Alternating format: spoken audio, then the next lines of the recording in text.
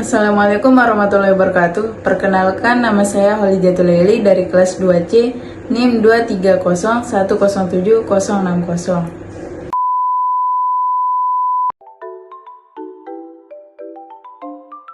Berpikir artinya menggunakan akal budi untuk mempertimbangkan dan memutuskan sesuatu, menimbang-nimbang dalam ingatan. Berpikir merupakan fungsi jiwa yang mengandung pengertian yang luas karena mengandung maksud dan tujuan untuk memecahkan masalah sehingga menemukan hubungan dan menentukan sangkut paut antara masalah yang satu dengan masalah yang lainnya. Ada beberapa jenis dan tipe berpikir. Yang pertama yaitu berpikir logis. Berpikir logis adalah suatu tindakan menganalisis situasi sehingga akan menghasilkan solusi yang masuk akal. Yang kedua yaitu berpikir analitis. Berpikir analitis adalah pola berpikir yang melandaskan para usaha mengadakan pemetaan masalah, menemukan bagian-bagian dari suatu masalah, penyelesaian atau gagasan, dan menunjukkan hubungan antar bagian-bagian tersebut. Yang ketiga yaitu berpikir sistematis. Berpikir sistematis adalah upaya menguraikan suatu informasi secara teratur, logis, dan mudah dimengerti sehingga bisa membentuk suatu sistem yang menyeluruh dan terpadu. Yang keempat yaitu berpikir kritis.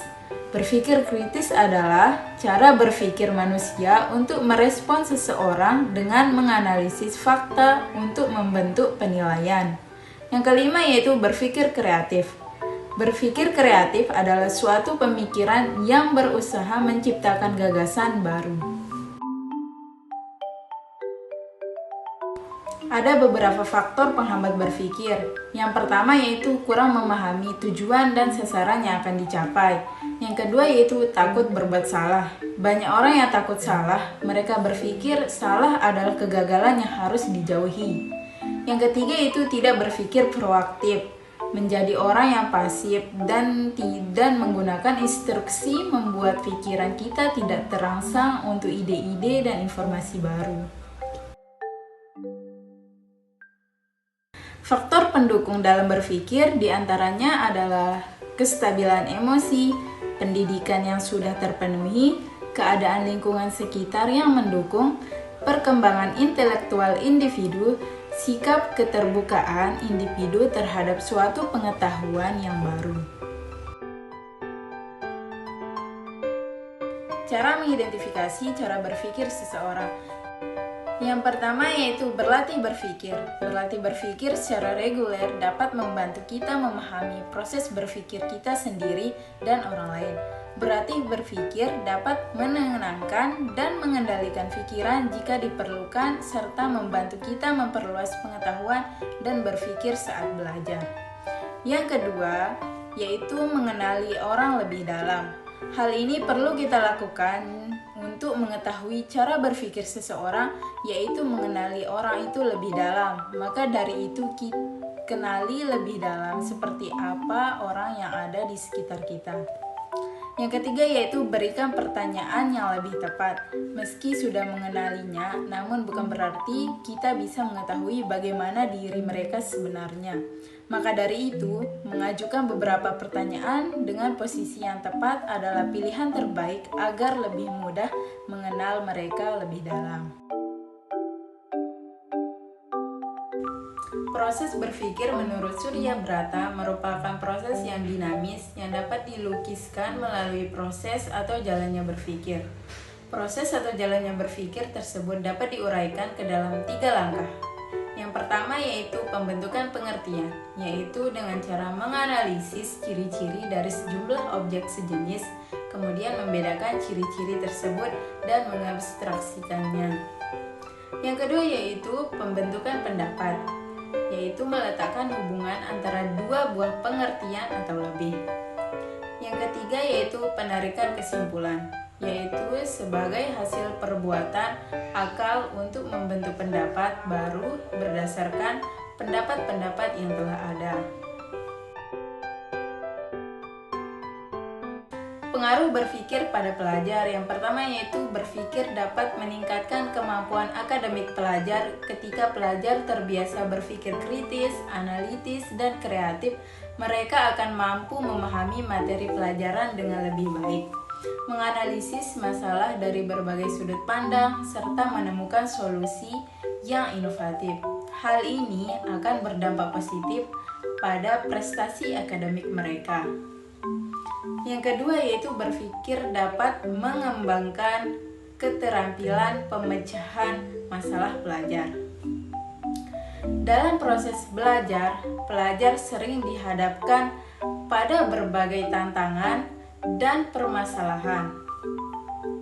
Dengan kemampuan berpikir yang baik, pelajar akan terlatih untuk mengidentifikasi masalah, mengumpulkan informasi yang relevan, menganalisis data, dan membuat keputusan yang tepat. Keterampilan ini sangat penting untuk keberhasilan akademik dan kehidupan di masa depan. Yang ketiga yaitu berpikir dapat meningkatkan kemampuan komunikasi pelajar. Ketika pelajar terbiasa berpikir, mereka akan lebih mampu mengorganisasikan ide-ide mereka, menyampaikan argumen secara logis dan persuasif, serta mendengarkan dan memahami sudut pandang orang lain. Kemampuan komunikasi yang baik akan membantu pelajar dalam presentasi, diskusi, dan kerja sama kelompok.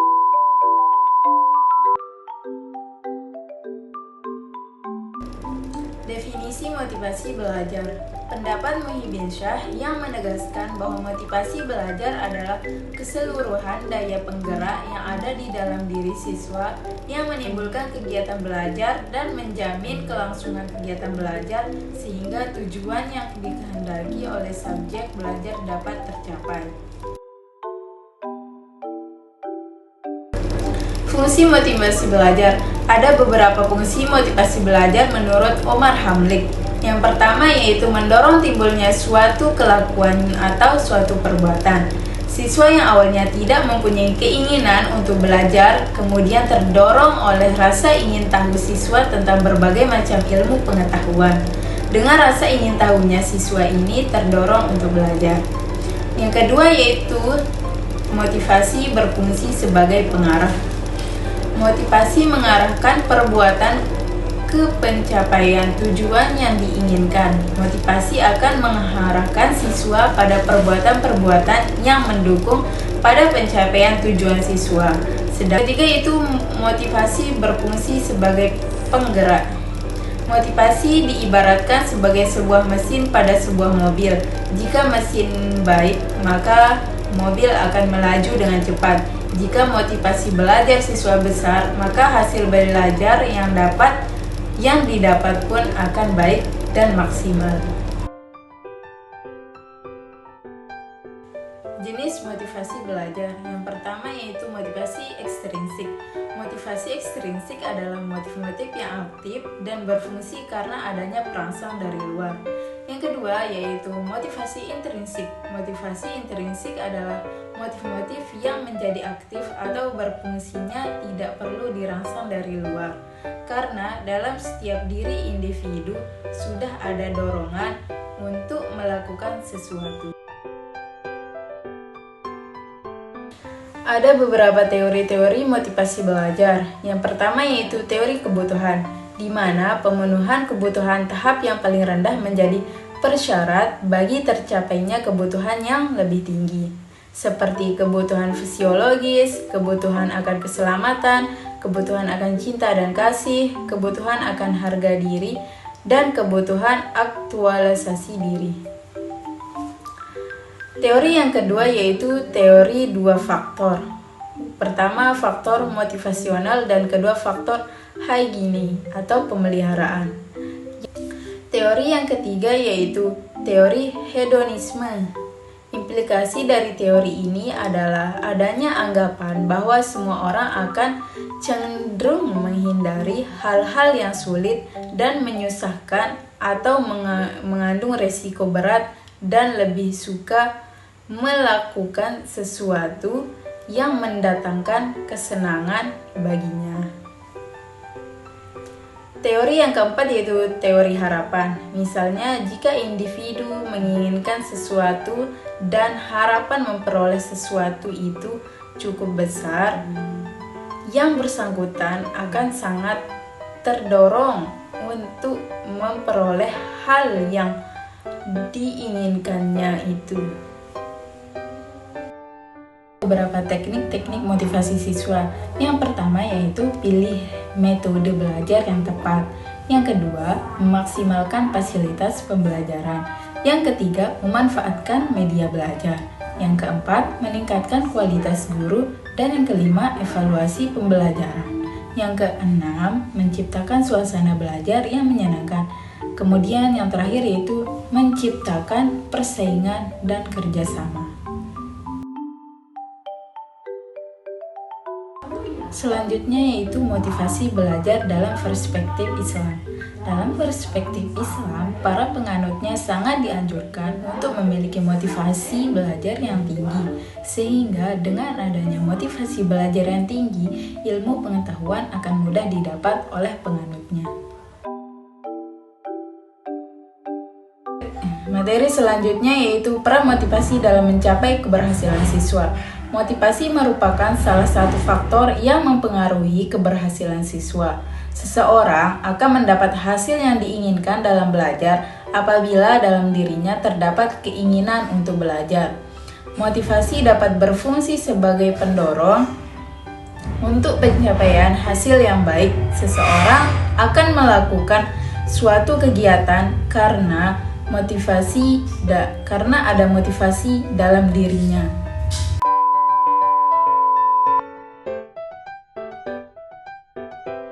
Materi yang ketiga yakni tentang emosi.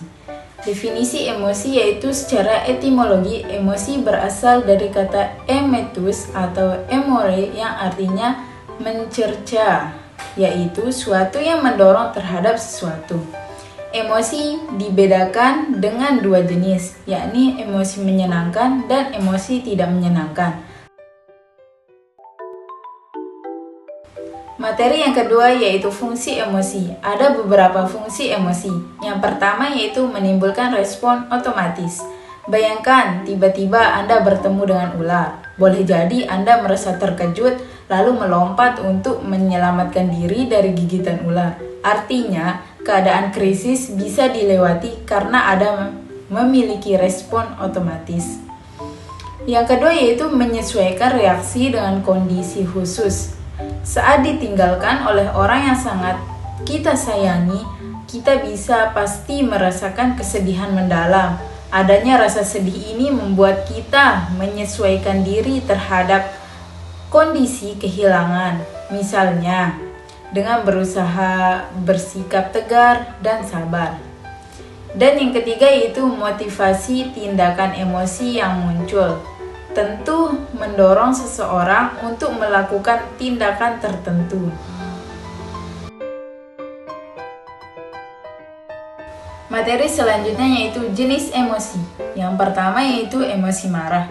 Jenis emosi ini adalah yang paling berbahaya di antara emosi lainnya. Seringkali orang sekitar kita melarang kita untuk marah, padahal ini merupakan emosi yang manusiawi. Memendam amarah terlalu sering dapat meningkatkan hormon stres yang berdampak pada gangguan kecemasan. Hal yang perlu kita perhatikan adalah bagaimana mengekspresikan rasa marah kita. Turunan emosi marah diantaranya seperti rasa iri, kesal, benci, murka, cemburu, dan tersinggung. Emosi yang kedua yaitu emosi jijik. Emosi ini biasanya dipicu oleh penampilan, bau, atau tekstur tertentu. Respon utama kita biasanya menghindar atau menjauh dari objek yang menjijikkan. Hal ini juga berlaku ketika kita melihat perilaku buruk orang lain, seperti pelecehan seksual, pornografi, dan perilaku jahat lainnya. Emosi yang ketiga yaitu emosi takut. Emosi ini merupakan salah satu emosi yang paling tidak menyenangkan, sebab pola pikir kita juga biasanya turut berperan aktif dalam meningkatkan emosi ini. Takut biasanya muncul ketika manusia mencoba mengantisipasi sesuatu yang mengancam fisik maupun psikologisnya. Yang keempat yaitu emosi bahagia. Ini merupakan emosi yang paling dicari dan dinikmati oleh semua orang. Emosi ini muncul ketika kita mendapat hal-hal yang kita inginkan, menghabiskan waktu dengan orang tersayang, dan lain-lain. Emosi bahagia juga bisa muncul bersamaan dengan emosi lainnya, seperti merasa senang saat menerima beasiswa, namun sedih karena juga perlu berpisah dengan keluarga. Emosi yang kelima yaitu emosi sedih. Ketika mengalami emosi sedih, manusia cenderung akan menjadi pasif, seperti mengurung diri, malas beraktivitas, dan lain-lain. Emosi ini juga bisa bertahan dalam periode jangka waktu yang panjang, maka dari itu perlu segera dicarikan solusinya. Materi selanjutnya yaitu teori-teori emosi. Yang pertama itu teori James Lange. Menurut teori ini, emosi merupakan akibat atau hasil persepsi dari keadaan jasmani. Orang sedih karena menangis, orang takut karena gemetar, dan sebagainya. Dengan demikian, dapat dikemukakan bahwa gejala kejasmanian merupakan sebab dari emosi. Yang kedua yaitu teori Cannon-Bard, yaitu bahwa emosi tidak bergantung pada gejala kejasmanian atau reaksi jasmani bukan merupakan dasar dari emosi, tetapi emosi justru bergantung pada aktivitas otak atau aktivitas sentral. Teori yang ketiga ini adalah teori Schartner-Singer. Teori ini berpendapat bahwa emosi yang dialami seseorang merupakan hasil interpretasi dari aroused atau stirred up dari keadaan jasmani. Materi selanjutnya yaitu faktor penyebab emosi. Ada beberapa faktor yang dapat mempengaruhi perkembangan emosi anak, yaitu diantaranya yang pertama keadaan anak, yang kedua faktor belajar, yang ketiga belajar dengan cara meniru, yang keempat belajar dengan membimbing dan mengawas, dan yang kelima yaitu belajar dengan pengondisi. Selanjutnya yaitu pengaruh emosi pada belajar. Yang pertama yaitu motivasi. Emosi positif seperti ketertarikan, antusiasme, dan rasa ingin tahu dapat meningkatkan motivasi belajar seseorang. Sebaliknya, emosi negatif seperti kebosanan, kecemasan, atau frustasi dapat menurunkan motivasi belajar seseorang. Yang kedua yaitu perhatian dan konsentrasi. Emosi dapat mempengaruhi kemampuan seseorang untuk berkonsentrasi dan memutuskan perhatian pada materi pembelajaran. Yang ketiga yaitu memori dan ingatan.